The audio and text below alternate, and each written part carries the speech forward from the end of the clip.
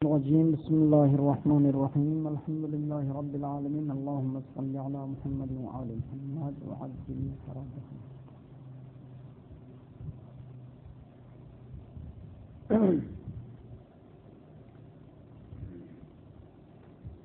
کل مرحوم مظفر نے حاشیے میں علم کی تقسیم کی ہے، علم حضوری اور علم حصولی، اور فرمایا کہ یہ تقسیمات اور آئندہ کے مباحث فقط اور فقط علم حصولی سے مربوط ہے، علم حضوری کی کوئی قسم نہیں ہے. علم حضوری نہ تصور و تصدیق میں شامل ہے نہ باقی اقسام میں شامل ہے، فقط علم حصولی ہے جو تقسیم ہوتے باقی اقسام کی طرف. پھر آج 4 سطروں میں کچھ فرق بیان کرنا چاہتے ہیں کہ علم حضوری اور علم حصولی کے درمیان کیا فرق ہے. فرماتے ہیں کہ فَيَكُونُ الْفَرْقُ بَيْنَ الْعِلْمِ الْحُصُولِي وَالْعِلْمِ الْحُضُورِي. 3 فرق بتاتے ہیں. نمبر 1، أَنَّ الْحُصُولِيَّ هُوَ حُضُورُ صورت المعلوم لدى العالم. علم حصولی یہ ہے معلوم کی شکل عالم کے ذہن میں ہو. ابھی خود درخت تو ہمارے ذہن میں نہیں ہے، درخت کی شکل ہمارے ذہن میں ہے. مکان ہمارے ذہن میں نہیں ہے، مکان کی شکل ہمارے ذہن میں ہے. پنکھا ہمارے ذہن میں نہیں ہے، پنکھے کی شکل ہمارے ذہن میں. یہ علم حصولی ہے. اما علم حضور میں کیا ہوتا ہے؟ والعلم الحضوری ہوا حضور نفس المعلوم لدى العالم. خود معلوم عالم کے پاس حاضر ہو، نہ کہ اسی شکل. جیسے احساس بھوک، احساس پیاس، احساس خوف، احساس غم، احساس خوشحالی، یہ خود خوشحالی ہے آپ کے نفس کے اندر ہے، نہ کہ خوشحالی کی شکل آپ کے نفس میں ہے. خود بھوک اور پیاس آپ کے نفس کے اندر موجود ہے، نہ کہ بھوک اور پیاس کی شکل ہمارے نفس میں موجود ہے. البتہ یہ ہو سکتے ہیں کہ ممکن ہے کہ ایک چیز ایک زمانے میں علم حضوری کے طور پر آپ کے پاس ہو، کچھ مدت کے بعد علم حضوری کے طور پر. کیسے؟ آپ صبح اٹھتے ہی کیونکہ ابھی تک ناشتہ نہیں کیا ہے تو احساس بھوک آپ کے پاس ہے، جا کے ناشتہ کیا، ابھی بھوک ہے لیکن وہ صبح والے بھوک کی تصویر آپ کی زندگی ہے. ممکن ہے کہ ایک ہی معلوم ایک زمانے میں آپ کے لیے حضوراً ثابت ہو، دوسرے زمانے آپ کے لیے حصولاً ثابت. یا آپ ایک زمانے میں کسی جانور نے حملہ کرنے، کتے نے مسافر پیچھا کیا تو کتے سے بھاگتے ہوئے آپ نے خوف کھایا کتے سے.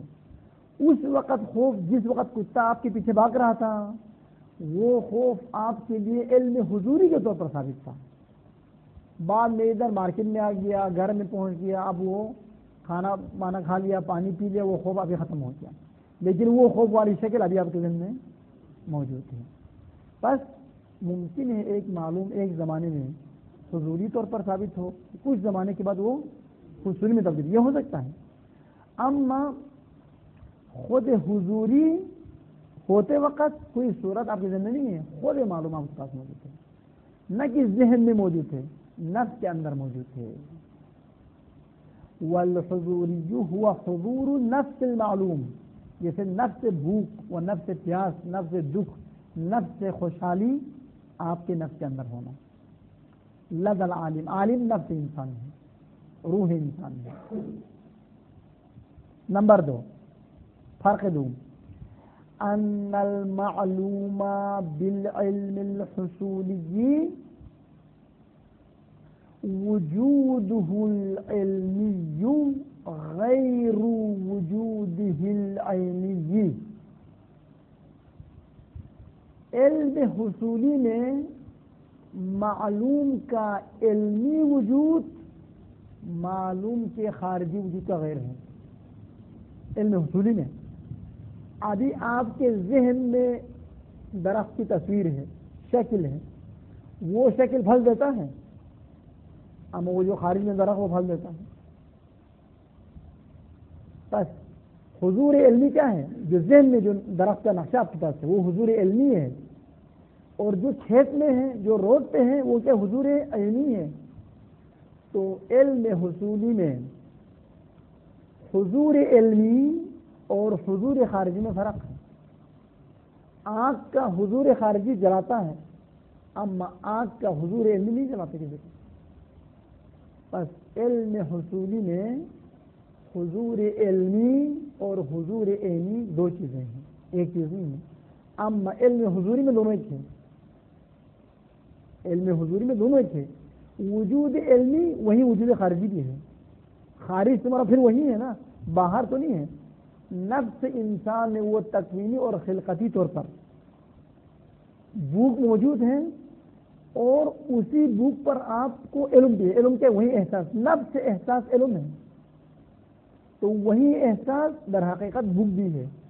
بھوک الگ چیز، وہ احساس الگ چیز نہیں ہے، خود نفس احساس کا نام کیا ہے؟ بھوک ہے۔ خوف میں جس وقت انسان کو خوف ہوتا ہے، وہی خوف آپ کا علم بھی ہے اور وہی خوف آپ کا معلوم بھی ہے۔ تو علم حضوری میں عالم اور علم اور معلوم ایک چیز ہے، دو چیز نہیں ہے۔ ہم علم حصولی میں دو چیزیں، علم ادھر ہے اور معلوم باہر ہے۔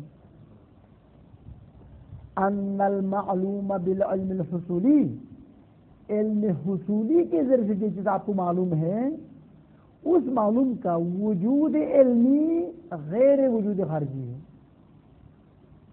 وجودہ العلمی، یہ اس معلوم علم حصولی کا وجود علمی یعنی وجود ذہنی، غیر وجود العینی یعنی وجود خارجی، وہ اس معلوم کے وجود خارجی کا غیر ہے۔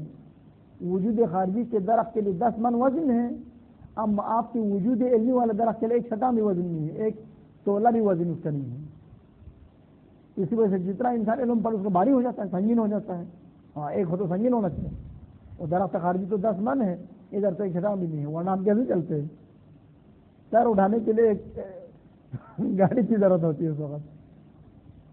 اما وان المعلوم بالعلم الحضوری وجودہ العلمی عین وجودہ العینی، اما علم حضوری میں معلوم کا وجود علمی معلوم کا وجود خارجی ہی ہے۔ وجود خارجی الگ اور وجود علمی الگ نہیں ہے، وہی علم اس کا وجود ہے بس۔ اور آخری فرق ان العلم ان الحصولیہ هو الذي ينقسم الى التصور والتصدیق، علم حصولی وہ علم ہے جو تقسیم ہوتے ہیں تصور و تصدیق کی طرف، اما علم حضوری کے لیے کوئی تقسیم نہیں ہے۔ علم حضوری تصوری، علم حضوری تصدیقی نہیں ہے۔ پس تصور و تصدیق ہر علم کی قسم نہیں ہے، فقط اور فقط علم حصولی کی قسم ہے۔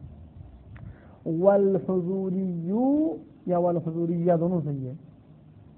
سمجھنے میں کیا پڑھ لیا؟ انا، انا اور لاکنہ، ان کی خبر گزرنے کے بعد اگر کوئی اسم ان کے اسم پر عطف کرتے دو وجہ جائز ہے، یہ ملا محسن اور سمجھنے میں پڑھ لیا۔ تو یہاں پر والحضوری یا بھی پڑھ سکتے ہیں، والحضوری یوں بھی پڑھ سکتے ہیں۔ والحضوری لا ينقسم الى التصور والتصدیق، یہ حاشیہ خود مرحوم مظفر کا ہے۔ اب آ جاؤ متن میں۔ متن میں فرماتے ہیں کہ خداوند عالم نے انسان کو فکر کرنے کی قوت دے کر پیدا کیا ہے۔ تو ممکن ہے آپ کہیں کہ بہت سے لوگ دیوانہ بھی پیدا ہوا ہے، وہ تو شاذ و نادر ہے، ورنہ کلی طور پر عام انسان بغیر کسی رکاوٹ کے پیدا ہو، وہ دیوانہ ہونا بھی کبھی کبھار ماں باپ اور معاشرہ اس کے حالت سے دخالت ہوتا ہے، جو آداب نزدیکی کی جو روایات ہیں اس پر تو عمل نہیں کرتے لوگ، تو یہ تمام جو ناقص الخلقت پیدا ہوتے ہیں ان میں ماں باپ کا دخالت ہوتا ہے، معاشرے کا دخالت ہوتا ہے، کھانے پینے کی چیزوں کا دخالت ہوتا ہے۔ ممکن ہے اگر باپ حرام کھلائیں پھر توقع کرے کہ میرا بیٹا مجھ سے زہر بنے گا، اور تمہارا بیٹا تو سلمان خان بھی نہیں بنے گا، تو مجھ سے زہر کی بات کرتے۔ تو یہ تمام چیزیں اسباب اور مسببات ہے. خداوند عالم دنیاوی نظام کو اسباب اور مسببات سے چلاتے ہیں. یہ سنت خدا ہے. خدا کا کام یہ نہیں کہ دنیا میں ہر جگہ معجزہ چلائے. اگر خداوند عالم معجزے سے کام کرواتا تو اتنے سارے انبیاء شہید نہ ہوتے, ائمہ طاہرین علیہ السلام 11 شہید نہ ہوتے. ہے نہیں معجزہ کرتے نہیں. خدا نے وہی جو دنیا میں مادی اسباب اور وسائل ہیں انہی کے ذریعے سے دنیا کو چلانا ہے. تبھی انبیاء کو دستور ملا کہ اب جہاد فی سبیل اللہ کریں, راہ خدا میں جہاد کریں, ورنہ خدا میں طاقت کم ہے کیا؟ کیوں یہ پیغمبران اتنے دکھ درد برداشت کریں, جہاد کریں, ادھر سے معجزہ ادھر سے کفار نابود نہیں کیا خدا نے ایسا. بہت کم موقعوں پر معجزہ دکھایا ہے. حتیٰ کہ جنگ بدر میں بعض تفسیر میں لکھا ہے کہ انہوں یہ جو فرشتے اترے تھے ان فرشتوں نے کسی دشمن کو نہیں مارا, فقط دشمن کو وہ نظر آئے کہ اتنے کثرت سے لوگ جا رہے ہیں آ رہے ہیں, مارا کسی کو نہیں. مارا وہیں مومنین نے, لیکن ان کے دلوں میں روب ڈالنے کے لیے کوئی گھوڑے سے ادھر بھاگتا تھا کوئی ادھر بھاگتا تھا, تو لوگ کافی لوگ ڈرتے تھے. کوئی کتنی مجمع ہے ان کے پاس. تو یہ چند جگہوں پر جہاں پر انسانوں کے ایمان کمزور ہوتے تھے اور ایسا ایسا انہوں نے نعوذ باللہ پیغمبر اکرم کے بارے میں بھی انہوں نے غلط تصورات پیدا کرنے شروع کیے, تو خدا تعالیٰ نے ان کے دل ایمان کو تقویت دینے کے لیے کچھ معجزہ دکھایا, نہیں کہ کلن معجزہ دکھاتے. بس خداوند عالم انسان کو خلقتی طور پر فکر اور قوت عقل دے کر پیدا کیا ہے.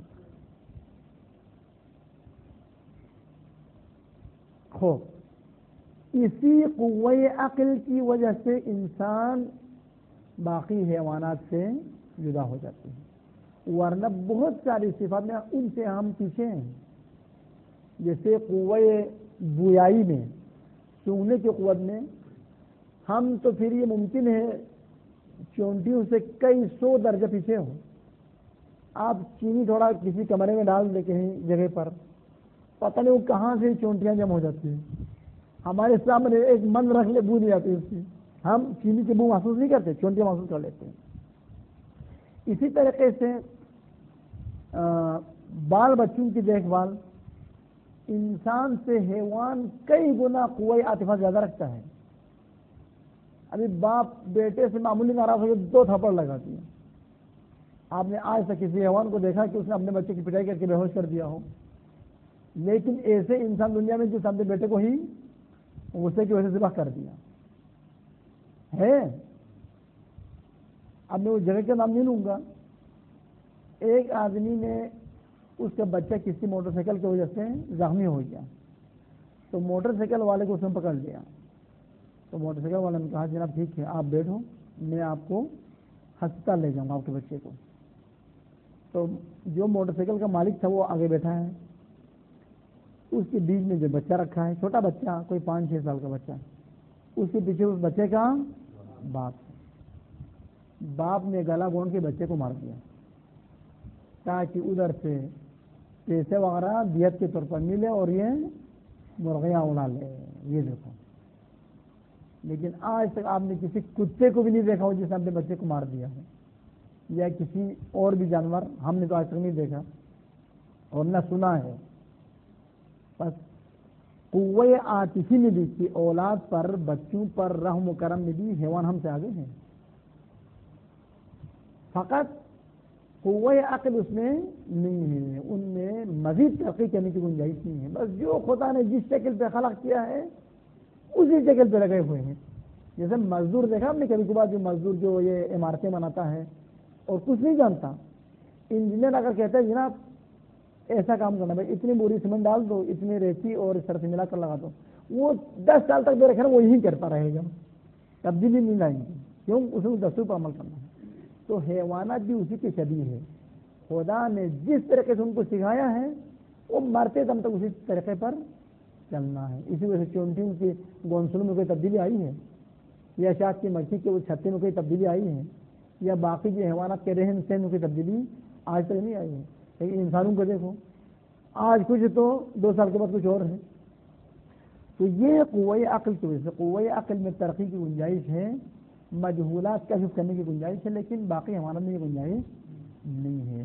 ان کو غریزہ کہیں گے، عقل نہیں کہتے ان کے قوت کو، غریزہ انہیں طبیعی طور پر اس طریقے سے خدا نے ان کو خلق کیا ہے۔ تمہید قلنا ان اللہ تعالی خلق الانسان مفطورا علی التفکیر، بے شک خداوند متعال نے انسان کو فکر کرنے کی قوت دے کر خلق کیا ہے، لیکن پیدا ہوتے وقت ان کے ذہن اور نفس تمام معلومات سے خالی ہوتا ہے، فقط ان میں استعداد موجود ہے، قوت موجود ہے، اما بالفعل کوئی چیز موجود نہیں ہے۔ اس لیے فرماتے ہیں کہ مستعدن، لیکن وہ استعداد رکھتے ہیں، قوت رکھتے ہیں، طاقت رکھتے ہیں، لتحصیل المعارف، معلومات اور معرفتوں کے حاصل کرنے کی قوت رکھتے ہیں، لیکن فی الحال کوئی معرفت ان میں موجود نہیں ہے۔ اچھا، وہ معارف کو کیسے حاصل کرے گا، کس کے ذریعے سے؟ بما، اس قوّے عاقلہ مفکرہ کے ذریعے سے، اعطیہ، جو عطا ہوا ہے انسان کو خدا کی جانب سے، بما اعطیہ، اس چیز کے ذریعے سے جو عطا ہوئی ہے انسان کو، وہ کیا ہے؟ من بیان کرتے ماں کو، وہ کیا ہے؟ وہ کون سی چیز ہے جو عطا ہوئی ہے؟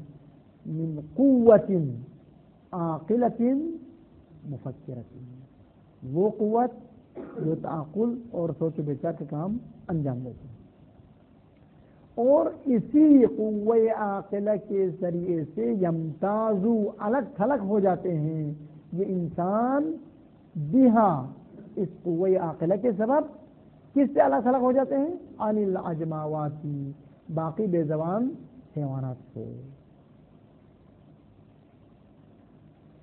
پھر کہتے ہیں کوئی ضرر نہیں ہے، ہم خلاصے کے طور پر مراحل علم کو بیان کرنے کے ساتھ ساتھ وہ جگہ بیان کرے جہاں سے انسان حیوان سے جدا ہو جاتے ہیں۔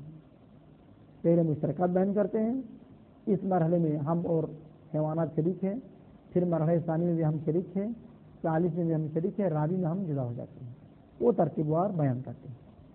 ولا بأس، کوئی ضرر نہیں ہے، کوئی پرواہ نہیں ہے، ببیان موطن ھذا الامتیاز، اس جدا ہونے کی جگہ کو بیان کرنے میں کوئی ضرر نہیں ہے، من اقسام العلم الذی، اور یہ امتیاز، ان جدا ہونے کی جگہ اس علم کے اقسام میں سے ہیں، الذی، وہ علم، یعنی وہ علم حصولی، نبحث عنہ، جس کے بارے میں ہم ابھی بحث کریں گے، وہ علم حصولی، ان کے اقسام میں سے ایک قسم وہ ہے، وہ مرحلہ ہے جہاں سے انسان الگ تھلگ ہو جاتے ہیں باقی حیوانات سے۔ کیوں آپ اس جگہ کو بیان کرنا چاہتے ہیں؟ مقدمتاً لتعریف العلم، علم کی تعریف ابھی نہیں کی ہے، ابھی فقط وہ تمہیدی باتیں کر رہے ہیں، تو علم کی تعریف کے لیے تمہید کے طور پر ہم اس جگہ کو بھی بیان کریں گے آپ کو۔ ایک اور علم اور منطق میں کیا رابطہ ہے، اس کو بیان کرنے کے لیے، وَلِبَيَانِ عَلَاقَةِ الْمَنْطِقِ بِالْعِلْمِ، اور علم منطق عام علم سے اس سے کیا واسطہ ہے، کیا رابطہ ہے، اس کو بیان کرنے کے لیے ہم اس جگہ کو بیان کریں گے جہاں سے انسان حیوان سے جدا ہو جاتے ہیں۔ تو 4 مرحلہ کلی طور پر بیان کرتا ہے۔ یہ تو ابھی بتا دیا اس حاشیے سابق میں کہ جس علم سے ہم بحث کریں گے، جس علم کی تعریف ابھی کریں گے مرحوم مظفر، وہ علم حضوری کی تعریف ہے۔ علم حضوری قابل تعریف نہیں ہے، علم حضوری قابل احساس ہے، آپ خود تعریف کی ضرورت نہیں ہے۔ سب سے پہلے فرماتے ہیں علم کی 2 قسمیں ہیں، ایک ہے علم فعلی، ایک ہے علم انفعالی۔ علم کی 2 قسمیں ہیں، علم فعلی اور علم انفعالی، فرق کیا ہے ان دونوں میں؟ علم فعلی معلوم کے وجود سے پہلے ہو سکتا ہے، نہ کہ معلوم کے وجود کے بعد۔ ابھی ہم پڑھ لیتے ہیں، اس کے بعد میں اس پر علم پیدا کرتے ہیں، ہم عالم ہو جاتے ہیں۔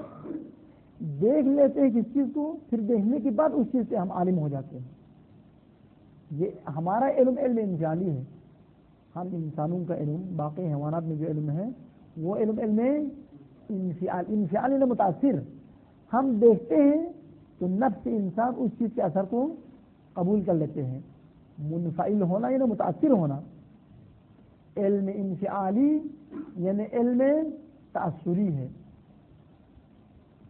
اما دیکھنے سے پہلے ہمارے ذہن نے اس کے نقشے کو حاصل نہیں کیا ہے، اس صورت علم انفعالی۔ علم فعلی وہ ہے کہ جو معلوم کے تابع نہیں ہے، معلوم ممکن ہے 10,000 سال بعد میں آئے، وہ علم عالم کے پاس ابھی ہوتا ہے۔ علم خداوندی علم فعلی کہلائیں گے، کیونکہ خداوند عالم کو ہم پر اور باقی قیامت تک آنے والے مخلوقات پر اور قیامت کے بعد میں جو ہوں گے، جہنم میں جو ہوں گے، جنت میں جو ہوں گے، سب پر سب سے پہلے علم ہوتا ہے، اور علم خدا ہی نے ان کو کیا کیا ہے، ایجاد کیا ہے۔ خدا اپنے علم سے ایجاد کیا ان سب کو، نہیں کہ یہ ایجاد ہو گئے تب خدا اس پر عالم ہوا، ایسا نہیں ہے۔ بس علم کی دو قسمیں، ایک ہے علم فعلی، ایک ہے علم انفعالی۔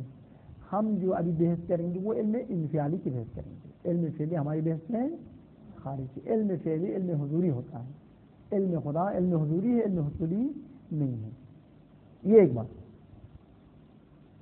مرحلہ اول میں فرماتے کہ علم حسی، مرحلہ دوم میں علم خیالی، مرحلہ سوم میں علم وہمی، اور مرحلہ چہارم میں علم عقلی۔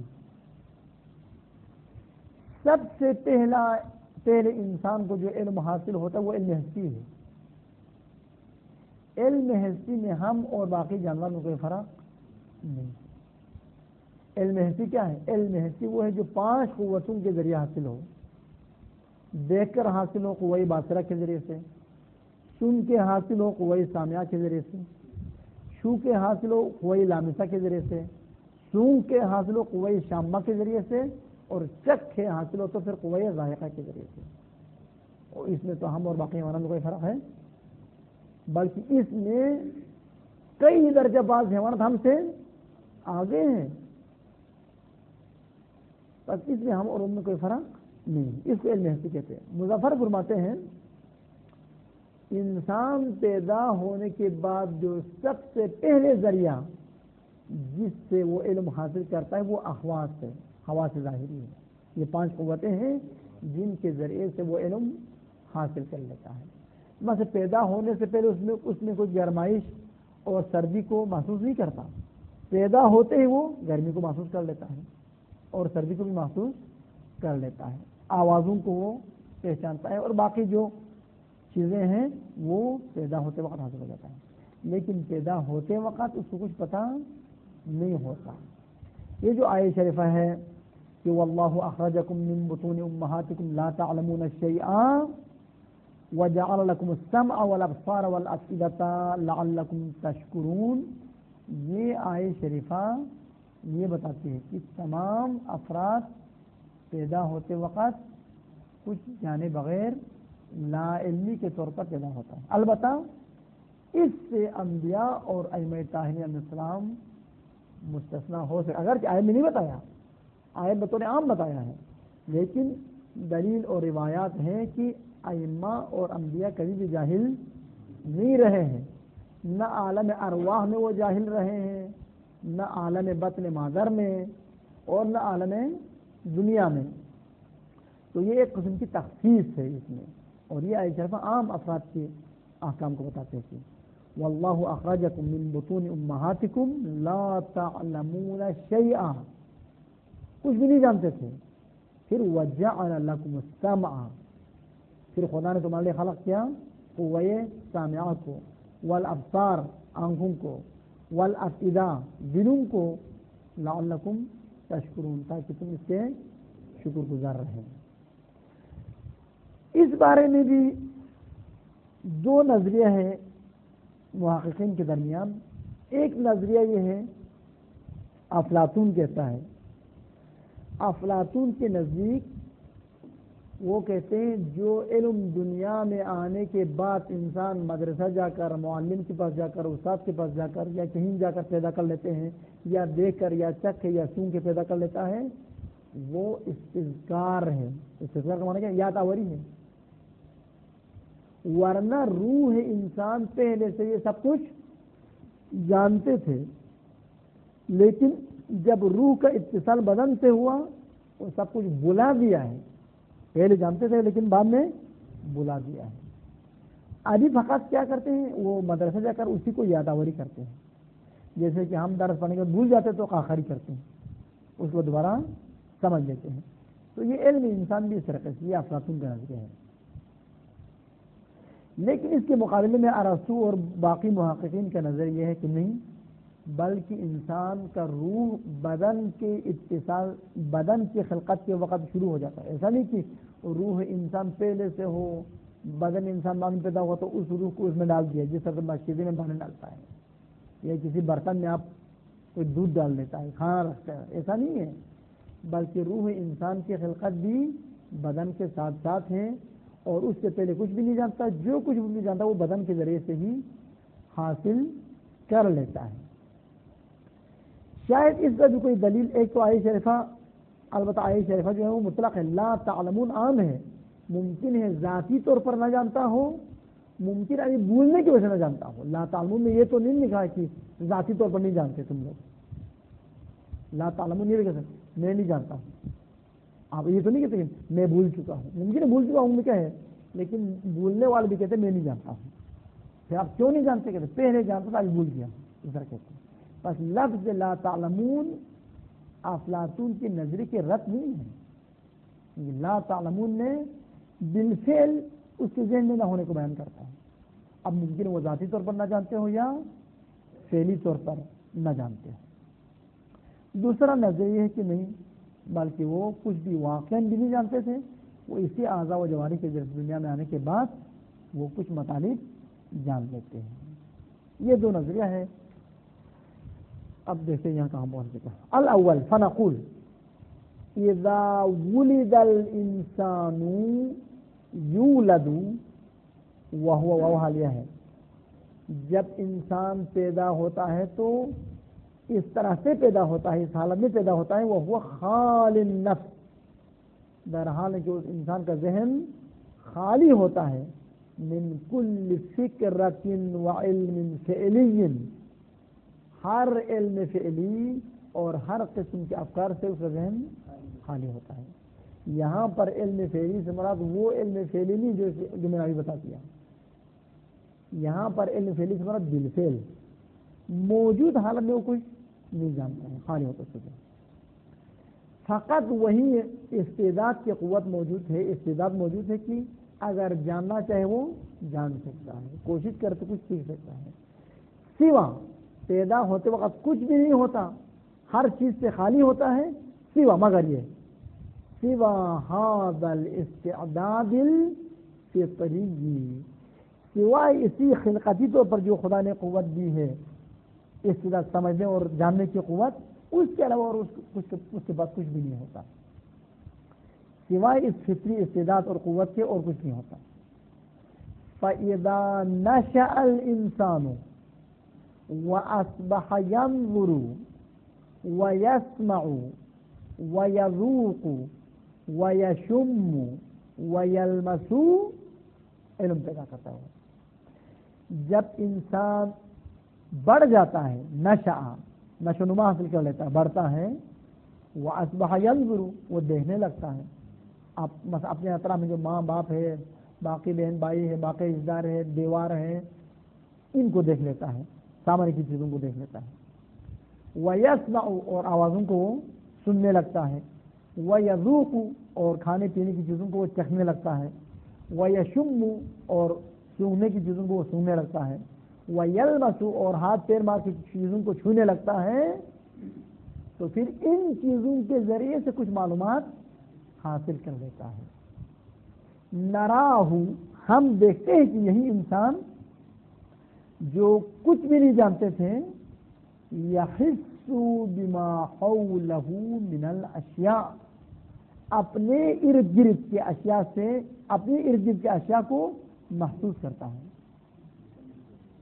وَيَتَأَثَّرُ بِهَا اور اثر قبول کرتا ہے بِهَا اس اشیاء کے ذریعے سے التأثر المناسب یعنی مناسب رد عمل دکھاتا ہے. وہ آپ کو ہاتھ لگاتے ہی پھینک دیتا ہے. کوئی چیز سننا اگر خوشبو ہو تو اس کو رکھ لیتا ہے, نہیں تو پھینک دیتا ہے. یا کوئی چیز کھانے کے بعد اگر کڑوی ہے تھوکتا ہے, کڑوی نہیں ہے تو اور مانگتا ہے, بچہ ہی کرتا ہے نا.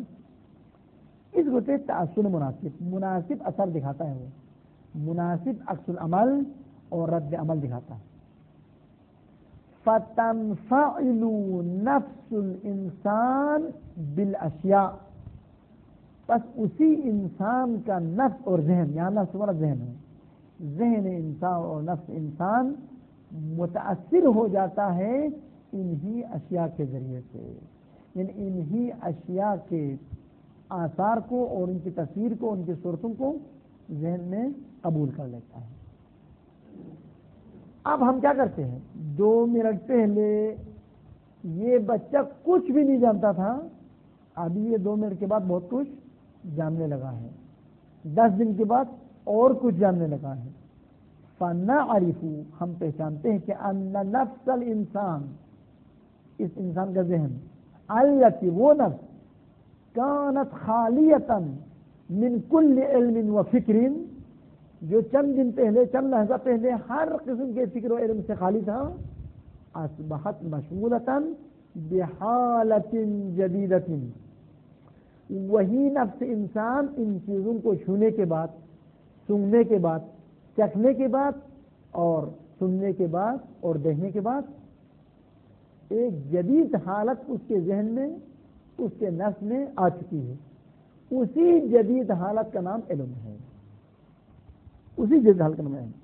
اصبحت النفس وہ نفس انسان ہو جاتا ہے مشغول کس سے, بحالت جدیدہ ایک جدید کیفیت اس کے اندر آ جاتی ہے.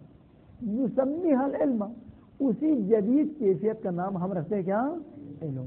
بس علم یہی ہے.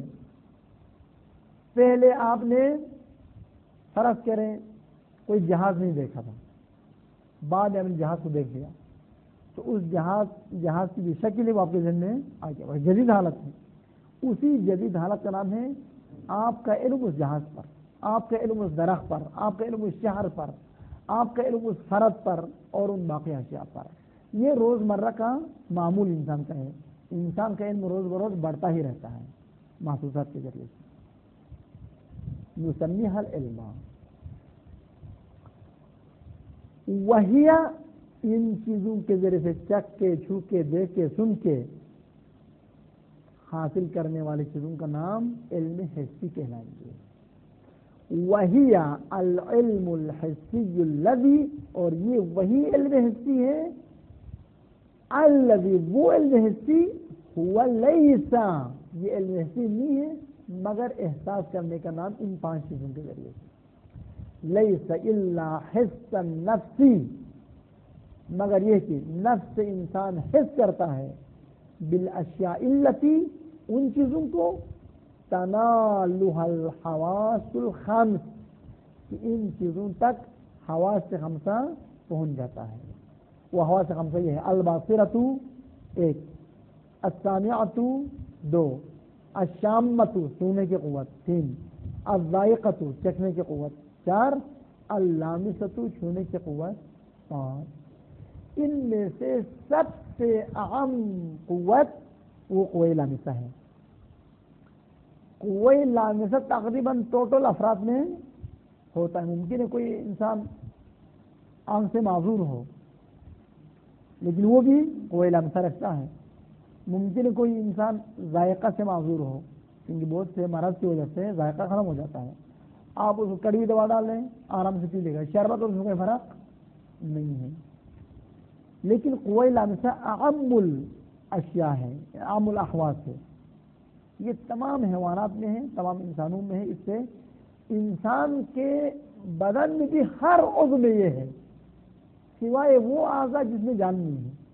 جیسے بال میں قوہ لامسہ نہیں ہے. آپ سر کے بال کو مثلا آگ بھی لگاتے ہیں تھوڑا سا احساس نہیں کرتے ہیں، لیکن آپ اپنے ہاتھ کے یا جسم کے کسی حصے کو آگ کے نزدیک لے جائیں گرم ہوتا ہے. تو قوہ لامسہ کل بدن انسان میں پھیلا ہوا ہے. اما قوہ ذائقہ فقط منہ کے اندر ہے، قوہ باصرہ فقط ایک حصے میں سر کے، قوہ سامعہ بھی انسان کے سر کے ایک حصے میں ہے، کل بدن میں تو نہیں ہے. قوہ لامسہ اعم الاحواس ہے، یہ کل بدن میں پھیلا ہوا ہے. وَهَذَا ان حواس خمسہ کے ذریعے سے جو علم انسان کو حاصل ہوتا ہے وہ سب سے پہلے درجے کا علم ہے. یعنی سب سے پہلا علم انسان کو انہی چیزوں کے ذریعے سے پیدا ہوتا ہے. وَهَذَا اول درجات العلم، یہ علم کے درجات میں سے پہلا مرتبہ ہے. وَهُوَ، اور یہی اول درجات علم حسی باقی علوم حاصل کرنے کے لیے سرمایہ ہے. وہوا، یہی علم حسی، یہی علم کے پہلا درجہ رأس المال، سرمایہ ہے. عربی میں سرمایہ کو کیا کہتے ہیں؟ رأس المال کہتے ہیں. یہ رأس المال، اب یہ خمس کے بیس میں آپ دیکھو وہاں پر یہ رأس المال استعمال کرتے ہیں. رأس المال میں سرمایہ، جیسے دکاندار کے ایک سرمایہ ہوتا ہے، ایک فائدہ ہوتا ہے. سرمایہ 1 لاکھ روپیہ ڈال دیا، پھر ہر مہینے میں 2000 3000 10,000 15,000 جو منافع کماتے ہیں وہ سود کہلاتے ہیں، اور اصل 1 لاکھ روپے کو کیا کہلاتے ہیں؟ سرمایہ کہلاتے ہیں، راس المال. کہ جس طرح سے تاجروں کے لیے راس المال ہوتا ہے، انسان کا علمی سرمایہ بھی وہی علم حسی ہے. وَهُوَ رَأْسُ الْمَالِ لِجَمِيعِ الْعُلُومِ الَّتِي يَحْصُلُ عَلَيْهَا الْإِنسَانُ، اور یہی علم حسی سرمایہ ہے ان تمام علوم کے لیے کہ ان علوم پر آگاہی پیدا کرتا ہے انسان. اس علم میں ہم اور حیوانات شریک ہیں، بالکل شریک ہیں، بلکہ ہم سے وہ کہیں ممکن ہے قوی تر ہو. وَيُشَارِكُهُ، خو کی ضمیر انسان کی طرف، فیہ کی ضمیر علم حسی کی طرف، سائر فاعل ہے. وَيُشَارِكُ الْإِنسَانَ فِي الْعِلْمِ الْحِسِّيِّ سَائِرُ الْحَيْوَانَاتِ. سائر یہاں پر یا باقی کے معنی میں ہے یا جمیع کے معنی میں ہے.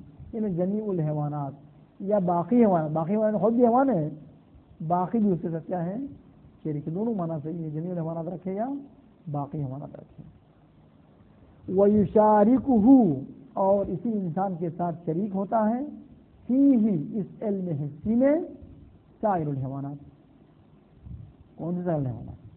التی، وہ تمام حیوانات جن کے لیے حواس خمسہ موجود ہیں. لہا جمیع هذه الحواس، وہ تمام حیوانات جن کے لیے یہ پورے 5 حاسہ ہیں. او بعض هذه الحواس، یا ان میں سے کچھ، ممکن ہے کچھ حیوانات دیکھنے سے معذور ہو. جیسے چمگادڑ کے بارے میں کہتے کہ وہ دیکھنے سے آنکھ تو ہے لیکن وہ آنکھ سے اتنا کام نہیں لیتے، تو وہ دیکھنے میں ہمارے ساتھ شریک نہیں ہے. باقی قوتوں میں ہمارے ساتھ شریک ہے. وہ دیکھ، مثلا انسان اگر آنکھوں سے خدا نخواستہ معذور ہو تو وہ رنگوں کو نہیں پہچان سکتے. آپ کسی انداز کہیں میں آپ کے لیے سفید کپڑا خریدوں یا سرخ کپڑا، اس سے کوئی فرق ہی نہیں پڑے گا. آپ سفید کپڑا خریدیں، سرخ، وہ تو دیکھ ہی نہیں سکتا نا، اس کو رنگ ہی پتہ نہیں کہ سرخ کیا ہے، سفید کیا ہے، زرد کیا ہے، نیلا کیا ہے. یا ایک آدمی جو قوہ ذائقہ سے معذور ہے، اس سے کہیں آپ شربت پیو گے یا فقط ٹھنڈا پانی پیو گے، وہ ایک ہی بات ہے. شربت پلائے پھر بھی کوئی ذائقہ نہیں ہے اس کے لیے، کوئی ٹھنڈا پانی پلائے یا کوئی کڑوی چیز پلاتے، کوئی فرق نہیں پڑتا. اس لیے کہتے ہیں تمام وہ حیوانات جس کے لیے پورے 5 حواس ہیں وہ ہمارے ساتھ پورے 5 میں شریک ہیں، اور جن کے لیے بعض ہیں وہ ہمارے ساتھ اسی بعض میں شریک ہیں. او بعض تم ہے کیا تم ہو؟ ہاں تم ہے. نمبر 2، علم حسی پیدا کرنے کے بعد دوسرے مرحلے میں کیا کرتا ہے؟ دوسرے مرحلے میں یہ کرتا ہے، آپ نے ملتان کو دیکھ لیا، لاہور کو بھی دیکھ لیا، کوئٹہ بھی دیکھ لیا، کراچی بھی دیکھ لیا. اس وقت آپ کے پاس جو علم ہے وہ علم حسی ہے جو دیکھ کر آپ نے حاصل کیا ہے.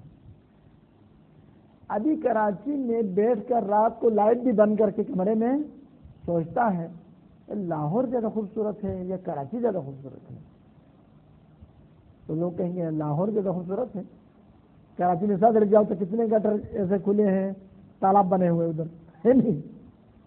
آیا دیہات خوبصورت ہے یا آج کل کے ہمارے پاکستان کے حوالے سے, یا شہر؟ اور دیہات خوبصورت ہے, بہترین سرسبز جگہ ہے اور فصلیں ہیں, درخت ہے. اور شہر میں کیا ہے؟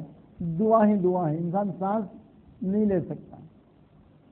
آپ آرام سے بیٹھ کر جو آپ نے حواس سے خمسہ سے حاصل کیا تھا اسی کو آپس میں ایک دوسرے کے ساتھ مقایسہ کرتے ہیں. یہ بڑا ہے یا وہ بڑا ہے, حبیب پلازہ زیادہ بلند ہے یا فلان بلڈنگ زیادہ بلند ہے, تو کہتے وہ حبیب پلازہ زیادہ بلند ہے. پھر ہم نے کچھ پہاڑوں کو دیکھ لیا, کیٹو بھی دیکھ لیا, ادھر سے ایک کوئٹے کے پہاڑ بھی دیکھ لیے, تو وہ زیادہ اونچا ہے یا یہ اونچا ہے. مطلب آپ جو حواس سے خمسہ کے ذریعے سے حاصل کر چکے ہیں ان میں غور و فکر کر کے مقایسہ کرتے ہیں. کون سا کھانا زیادہ لذیذ ہے, کون سا کھانا کم لذیذ ہے, کون سی چیز زیادہ خوبصورت ہے, فلان پھول تو بہت اقسام ہے, کون سے پھول آپ کے لیے زیادہ خوبصورت ہے, کون سے پھول جو ہے وہ اتنا خوبصورت نہیں ہے. شکلوں میں مقایسہ کرتے ہیں, اور بلندی اور پستی میں آپ مقایسہ کرتے ہیں, اور باقی صفات میں آپ مقایسہ کرتے ہیں. یہ مقایسہ کر کے ہاذا اکبر من ذاک, ہاذا اجمل من ذاک, یہ اس سے زیادہ خوبصورت ہے, وہذا امر من ذاک, یہ اس سے زیادہ کڑوی ہے. اس طرح سے مقایسہ کر کے جو علم آپ حاصل کرتے, یہ بڑا ہے وہ چھوٹا ہے, یہ اچھا ہے وہ برا ہے, اس کو علم خیالی کہلاتے ہیں. یہ قوہ خیال کا کام ہوتا ہے. قوہ خیال باہر سے نہیں لاتا ہے, باہر سے ہوا سے خمسہ لاتا ہے. باہر سے جو علم آپ کو پہلے حاصل ہو چکا ہوتا ہے انہی کو آپس میں ایک دوسرے کے ساتھ ملا کر کچھ معلومات آپ اپنے ذہن میں بڑھاتے ہیں. اس علم کا نام علم خیالی ہے, اور اس علم کے حاصل کرنے کی قوت کا نام قوہ خیال ہے. پھر خیال میں سے پھر ایک ہوتا ہے خیال, ایک ہوتا ہے تخیل. خیال وہ قوت ہے جس میں چیزوں کی تصویریں محفوظ ہیں, یہ ایک قسم کا وہ کیا ہے, خزینہ ہے. تخیل یہ ہے کہ اس خزینے میں جا کر ان چیزوں کو سامنے لا کر آپ ایک دوسرے سے مقایسہ کرتے ہیں, یہ بڑا ہے وہ چھوٹا ہے, یہ اچھا ہے وہ برا ہے, یہ بدصورت ہے یہ خوبصورت ہے. ہاں, مقایسہ کرتے ہیں. اس مقایسہ کا نام آپ کا فعل ہے, اس آپ کے فعل کا نام تخیل ہے. آپ متخیل ہے, وہ علم متخیل ہے, اور جس جگہ سے آپ نے مقایسہ کر کے ان چیزوں کو لائے ہیں وہ قوہ خیال ہے. بس قوہ خیال اس خزینے کا نام ہے جو حواس سے خمسہ کے ذریعے آپ معلومات جمع کرتے, ادھر معلوم کر لیا, ادھر ڈال دیا, ادھر سے علم حاصل کیا ادھر ڈال دیا. اس خزینے کا نام قوہ خیال ہے. تو یہاں پر مظفر مفتی اس علم کا نام علم خیالی ہے جو مقایسے سے حاصل ہوتا ہے. یہ ایک بات. پس قوہ خیال کے ذریعے سے آپ ایک تو مقایسے سے حاصل کر لیتا ہے, کبھی کبھار آپ قوہ خیال کے ذریعے سے مزید تخلیق کرتا ہے ذہن میں. در حقیقت آپ ایک قسم سے باذن اللہ خالق بھی ہے. باذن اللہ کیسے خالق ہیں؟ ابھی آپ اپنے ذہن میں ایک شہر بنا لیتے ہیں, اس شہر کا وجود کسی جگہ میں بھی نہیں ہے. ایک ایسا شہر جس کے 15,000 دروازے ہو, آج تک ہے ایسا کوئی شہر؟ آپ ذہن میں ابھی بنا سکتے ہیں. عجیب و غریب قسم کی عمارت آپ بنا سکتے ہیں ذہن میں, عجیب و غریب قسم کے باغات بنا سکتے ہیں, عجیب و غریب قسم کے اشکال بنا سکتے ہیں. یہ کون بناتے ہیں؟ یہ قوہ تخیل بناتا ہے. تو بس ایک تو مقایسہ کرنا قوہ خیال کا کام ہے, دوسرا مزید بنانا, ان کو دیکھ کر شبیہ سازی کرنا. اس لیے نقل بنا, نقلی لوگ نہیں بناتے ہیں, تو قوہ خیال بھی نقلی بناتے ہیں, نقلی شعر بناتے ہیں, نقلی فلان بناتے ہیں ذہن میں. یہ جو قوہ خیال کا کام ہے, اس علم کا نام علم خیالی ہے. ثم تترقى مدارک الطفل, البتہ طفل چونکہ مظفر نے وہ پیدائش سے شروع کیا ہے, ورنہ بڑوں کا بھی یہی حشر ہے. ہم جو مثلا کچھ عمر آ چکے ہیں ہمارے بھی یہی طریقہ ہے، بہت سی چیزیں معلوم نہیں ہیں، ابھی جا کر دیکھیں گے معلوم ہو جائے گا، پھر اس کو ایک دوسرے میں مقایسہ کریں گے۔ لیکن چونکہ اس نے وہ پیدائش سے شروع کیا تو طفل کا نام لیا، ورنہ بڑوں کے بھی یہی حالت ہے۔ ثم تترقى مدارک الطفل، پھر اس بچے کے درک کرنے کی قوتیں ترقی کر لیتی ہیں۔ فیتصرف ذہنہ، بس اس کا ذہن تصرف کرنے لگتا ہے فی صور المحسوسات المحفوظۃ عند الطفل، بچے نے دیکھ کر جن چاروں کو دیکھا تھا، جن لوگوں کو دیکھا تھا، جن عمارتوں کو دیکھا تھا، جن درختوں کو دیکھا تھا، جن پھلوں کو دیکھا تھا، وہ اس کی تصویر تو اس کے ذہن محفوظ ہے، ان میں تصرف کرتا ہے، ان دونوں کو ملا کر کوئی تیسری چیز بنا لیتا ہے، چار ملا کر کوئی پانچویں چیز بنا دیتا ہے، یا ایک دوسرے سے بڑا ہے چھوٹا ہے کہ کر ایک فتوا لگا دیتا ہے اپنے ذہن میں، اس میں تصرف کرتا ہے۔ مطلب کیا کرتا ہے؟ فَيَنْسِبُ بَعْضَ الصُّوَرِ الْمَحْسُوسَاتِ إِلَى بَعْضٍ، بعض اس محسوسات کی شکلوں کو نسبت دیتے ہیں، مقایسہ کرتے ہیں بعض کے ساتھ، اور کہتا ہے ہاذا، مثلا چیٹو اطول من ذاکا، یہ کوئی ہمارے سے زیادہ طولانی ہے۔ وَهَذَا الضَّوْءُ، اس نے لالٹین کی روشنی بھی دیکھ لی ہے، سورج کی روشنی بھی دیکھی ہے، پھر کہتے ہیں کہ وَهَذَا الضَّوْءُ، سورج کی روشنی انور من الآخر، چاند کی روشنی سے زیادہ نورانی ہے۔ مثلا یہ ٹیوب لائٹ کی جو روشنی ہے وہ لالٹین کی روشنی سے زیادہ نورانی ہے، لالٹین کی روشنی جو ہے موم بتی سے زیادہ نورانی علاق ہے۔ وَهَذَا الضَّوْءُ انور، یہ روشنی زیادہ نورانی ہے من الآخر، دوسرے سے۔ یہ کیا کہتے ہیں کہ نورانی ہوتے ہیں، ورنہ اگر بچے سے کہیں اس ٹیوب لائٹ کی روشنی اور اس ٹیوب لائٹ کی روشنی کیا فرق ہے، کہتے ہیں هَذَا الضَّوْءُ مِثْلُهُ، یہ اس کے برابر ہے۔ اگر برابر ہو تو برابر کہتا ہے، زیادہ ہو تو زیادہ کہتا ہے، اگر کم ہو تو انقص لاتے ہیں۔ وَهَذَا الضَّوْءُ أَنْقَصُ مِنَ الْآخَرِ، وہ آپ کے پوچھنے پر موقف ہے، آپ کس طرح پوچھتے ہیں اور ان چیزوں پر موقف ہے کہ وہ کیسی چیزیں ہیں۔ یہ ایک کام ہے قوۂ خیال کا۔ دوسرا کام کیا ہے؟ وَيُؤَلِّفُ بَعْضَ الصُّوَرِ مِنْ بَعْضٍ، اور دوسرا کام قوۂ خیال کا یہ ہے ان محسوسات کو ملا کر ایک ایسی چیز تشکیل دیتا ہے جس کا خارج میں کوئی وجود نہیں ہوتا۔ 1000 دروازے والا شہر وہ ابھی تک پیدا نہیں ہوا ہے، لیکن بچہ بنا سکتا ہے، منٹوں میں ذہن میں بنا سکتا ہے۔ وَيُؤَلِّفُ بَعْضَهَا مِنْ بَعْضٍ تَأْلِيفًا، اور ان بعض محسوسات کی صورتوں کو بعض سے جوڑ کر ایک اس طرح سے جوڑ لیتا ہے تالیفاً قد لا يكون له وجود فی الخارج، بس اوقات اس کے لیے کوئی خارج میں موجود نہیں ہوتا۔ ایک بچہ 2 پیر 2 آنکھ 1 ناک 2 ہاتھ والا ایک انسان، وہی تو خارج میں بہت سارے ہیں۔ ایک تو کہتے 10 سر 15 پیر والا انسان، ایک بھی نہیں ابھی تک پیدا نہیں ہوا، شاید بعد میں پیدا نہ ہو۔ یہ دونوں بنا سکتا ہے وہ انسان ذہن میں۔ کا تعلیفی مثال، کا تعلیفی، جیسا کہ وہ بچہ بنا لیتا ہے لصور الاشیاء التی، ان چیزوں کی صورتوں کو اپنے ذہن میں بنا لیتا ہے کہ یسمع بہا، سنا ہے دیکھا نہیں ہے۔ جیسے بچہ لاہور نہیں گیا، کراچی دیکھا ہے، تو جب باپ کہتے کل انشاءاللہ ہم لاہور جائیں گے، تو بچہ ذہن میں ہاں لاہور کو بھی کراچی جیسا خیال کرتا ہے، تو وہاں بھی اس طرح عمارتیں ہوں گی، اس طرح سڑک اور رکشے ہوں گے، بس ہوں گے، یہ وہ۔ ان در حقیقت وہ جن شہروں کو نہیں دیکھا ہے، وہ شہر دیکھنے سے پہلے اس شہر کی تصویر اپنی طرف پر بنا لیتے ہیں، تو کبھی دوبارہ مطابق آ جاتے ہیں باہر، کبھی غلط نکلتا ہے، لیکن بنا لیتا ہے اپنے گھر میں ہی وہ۔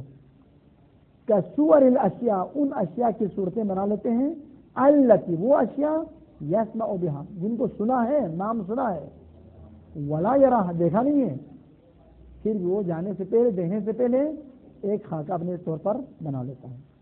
مثلا فَيَتَخَيَّلُ الْبَلْدَةَ الَّتِي لَمْ يَرَهَا، پس وہ بچہ خیال کرتا ہے اس شہر کو جو ابھی تک دیکھا نہیں ہے، لاہور کو، وہ یتخیل مؤلفۃً، مؤلفۃً نہ پڑھو، مؤلفۃً، یہ مؤلفۃً اور یہ تخیلو کے لیے مفعول ثانی ہے، یہ حال ہے مؤلفۃ من الصور الذہنیۃ المعروفۃ عنده، کہتے اس شہر کو بھی اس طرح کا ایک مجموعہ خیال کرتا ہے کہ جس شہر کا مجموعہ اس کے ذہن میں پہلے سے ہوتا ہے کسی اور شہر کو دیکھ کر.